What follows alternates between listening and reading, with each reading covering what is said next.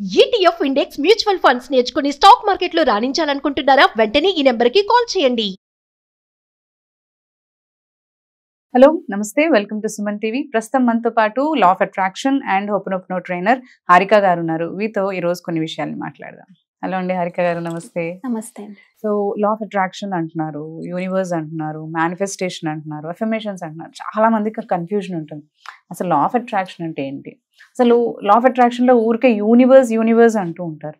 అసలు యూనివర్స్ అంటే ఏంటంటే అదే అన్న మనకి అంటే అనుకున్నది జరుగుతుంది, యూనివర్స్ ఇచ్చేస్తుంది అని అంటున్నారు.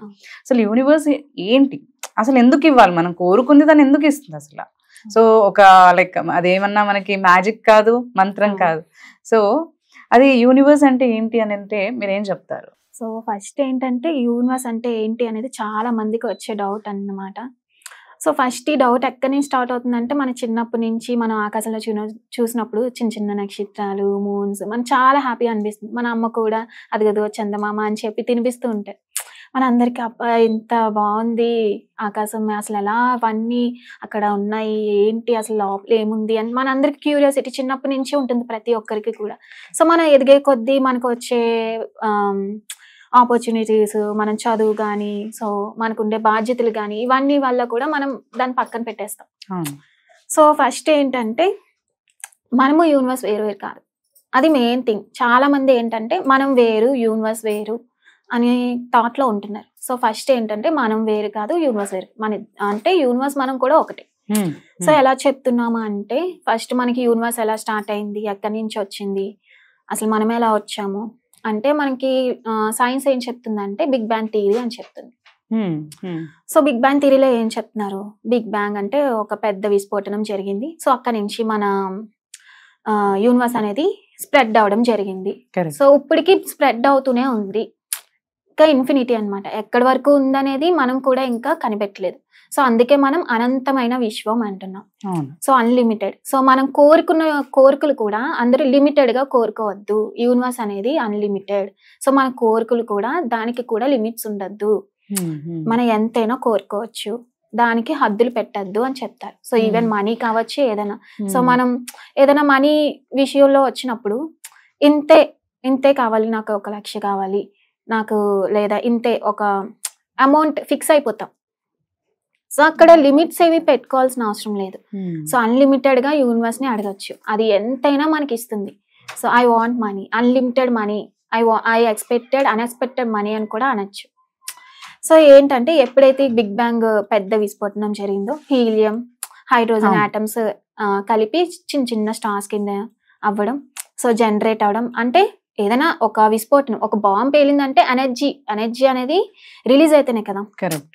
సో ఒక బాంబ్ పేలడం కానీ, ఫర్ ఎగ్జాంపుల్ గా చెప్తున్నాను, సో బ్లాస్ట్ అయింది కాబట్టి సో అక్కడే ఎనర్జీ అనేది ఉంది. సో ఏమవుతుంది, ఇలా చిన్న చిన్న స్టార్స్ ఫామ్ అయ్యి మళ్ళీ అవి డిస్ట్రాయిడ్ అయ్యి దాన్ని ఒక పవర్ ఆపరేట్ చేయడం, మళ్ళీ అవన్నీ డిస్ట్రాయ్ అయిపోవడం, మళ్ళీ అవన్నీ కంబైండ్ అవ్వడం, మళ్ళీ ఇంకొక స్టార్ ఫామ్ అవ్వడం, అలా జరుగుతూ వచ్చింది. సో అప్పుడు మనకి ఒక పెద్ద స్టార్ ఫామ్ అయింది. సో అదే మనం సన్ అంటున్నాం. సో సన్ లో ఉండే గ్రావిటేషన్ వల్ల చుట్టూ ఉన్న చిన్న చిన్న స్టార్స్ అన్ని దాని చుట్టూ తిరగడం స్టార్ట్ అయ్యాయి. సో అవన్నీ మళ్ళీ ఢీకొని ఒక గ్లోబ్ లాగా, సో అలా ప్లానెట్స్ అని మనకు రావడం. ఇదంతా అందరికీ తెలిసిన విషయమే. ఇదంతా మన యూనివర్స్ నుంచే వచ్చాం మనం కూడా. సో ఈ బిగ్ బ్యాంగ్ థియరీలో ఇవేంటి అంటే చెప్తున్నారంటే మన ఎర్త్ లోంచి మనం ఎలా అయితే వచ్చామో, సో ఇదంతా యూనివర్స్ లోనే ఉంటుంది. సో ఏంటంటే అందరూ ఏం చెప్తారంటే మనకి నార్మల్ గా పిండే బ్రహ్మాండే అంటారు. సో మళ్ళీ ఏముందో యూనివర్స్ లో అదే ఉంది అంటారు. సో పెద్దలు మనకి అలా అనడం జరుగుతుంది. సో ఎందుకు అలా అంటారంటే, ఫర్ ఎగ్జాంపుల్ ఇప్పుడు నేను చెప్పాను కదా, సో ఒక ఎనర్జీ జనరేట్ అయింది, దాన్ని ఆపరేట్ చేస్తుంది, అండ్ అలాగే డిస్ట్రాయ్ అవుతుంది, మళ్ళీ జనరేట్ అవుతుంది. సో ఈ 3 పాయింట్లు మనం తీసుకున్నప్పుడు ఎనర్జీ అనే విషయం దగ్గర ఈక్వల్ అయిపోతున్నాయి. ఎనర్జీ అనే మ్యాటర్ దగ్గరికి వచ్చేసరికి 3 కంబైండ్ అయిపోతున్నాయి. ఆపరేట్ చేయడం ఇవన్నీ కూడా ఎనర్జీ ఉంటేనే అవుతుంది కదా. సో ఏంటంటే ఎనర్జీకి మనకి ఐన్స్టీన్ గారు ఏం చెప్పారు, నార్మల్ గా ఎనర్జీ ఫైండ్ చేయాలంటే E=mc² అన్నారు. చెప్పిన ఫార్ములా అది. సో మన ఎనర్జీ కనుక్కోవాలంటే ఒక mass into speed of velocity లేదా స్పీడ్ ఆఫ్ మాస్, సో ఇలా చెప్పారు. సో ఏమవుతుందంటే మనకి ఎనర్జీ ఫామ్ అవుతుంది. సో ఒకవేళ మన ఎనర్జీని స్పీడ్ ఆఫ్ వెలాసిటీ బై చేస్తే మనకి మాస్ అవుతుంది, అంటే మెటీరియల్ అవుతుంది, ఒక ఆటమ్ గా ఫామ్ అవుతుంది, ఒక థింగ్ గా. అని చెప్తారు. సో మనకి ఎప్పుడైతే సౌండ్ అనేది 50,000 per second వైబ్రేట్ అవుతుందో అది ఎనర్జీగా ఫామ్ అవుతుంది. సో అదే మనకి ఒక 60,000 per second వైబ్రేట్ అవుతుందో అది మనకి హీట్ అవుతుంది. అదే ఒక 70,000 per second అవుతుందో అది మనకి వైబ్రేషన్ అవుతుంది. సో మనకి ఏదైతే థాట్స్ అంటే వీటన్నిటికన్నా మనకి ఎక్కువ ఎనర్జీ రిలీజ్ చేసేది ఏంటంటే మన యొక్క ఆలోచన. సో మనం ఏదైతే ఆలోచన చేస్తున్నామో వీటికన్నా కూడా మనకి ఎక్కువ ఎనర్జీ అనేది అవసరం అవుతుంది. అంటే మనం ఒక థాట్ యూనివర్స్ కి రిలీజ్ చేసినప్పుడు చాలా ఎనర్జీ అనేది మనం రిలీజ్ చేయాల్సి. సో అక్కడ ఇక్కడ కనెక్షన్ ఏంటి అంటే మనం నార్మల్ గా జనరల్ గా ఏదైనా థింగ్ కానీ మనం కానీ ఈ భూమి మీద ఉండే ప్రతి వస్తువు కూడా ఎనర్జీ అంటాం. సో ప్రతిదీ వైబ్రేట్ అవుతూ ఉంటుంది, ప్రతి దానికి ఎనర్జీ ఉంటుంది. మనం ఏం మాట్లాడినా అవి రిసీవ్ చేసుకుంటూ ఉంటాయి. ఈవెన్ వాల్స్ అయినా, వాచ్ అయినా, ఈ రింగ్స్ అయినా, ఏవైనా సరే ప్రతి ప్రాణం ఉన్నదే అనుకుంటూ ఉంటారు చాలా మంది. సో ప్రాణం లేని దానికి కూడా ఎనర్జీ ఉంటుంది. సో ఏంటంటే ఇక్కడ మనలో ఏంటంటే ఆటమ్స్, న్యూరాన్, ప్రోటాన్, ఎలక్ట్రాన్స్ అనేవి ఉంటాయి. సో అవి వాటి పరిధి నుంచి బయటికి రాకుండా మ్యాగ్నెటిక్ ఎనర్జీ అనేది ఉంటుంది అని అందరికీ తెలుసు.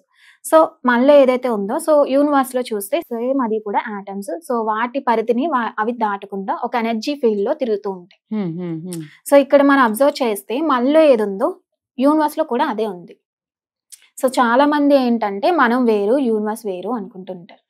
సో ఇక్కడ ఏంటంటే మనలో ఏది ఉందో యూనివర్స్ లో అదే ఉంది. సో మనం ఎప్పుడైతే ఒక కోరికను మనకి ఇది కావాలి అని మనం అనుకుంటూ ఉంటామో సో ఆ ఎనర్జీ ఏమవుతుందంటే ఏదో ఒక సోర్స్ కి, ఈ యూనివర్స్ లో ఉండే ఏదో ఒక సోర్స్ కి కనెక్ట్ అయ్యి సో అది మేనిఫెస్టేషన్ జరగడం జరుగుతుంది.